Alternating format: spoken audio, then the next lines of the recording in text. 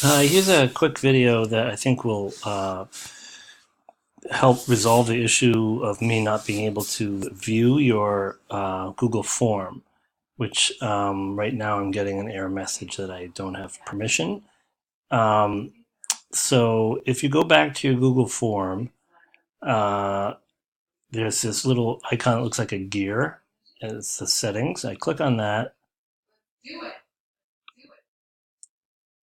and I think by default on yours it might have this checkbox like it's restricted to particular users, like if you're using a Google identity that's connected to your school or something like that.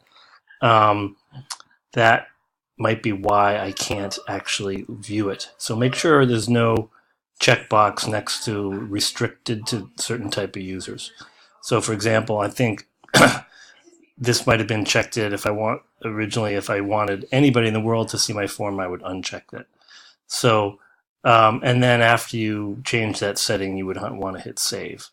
Um, so go in and do that, and hopefully after that, you should be able to share your Google form with me. Thanks. Bye.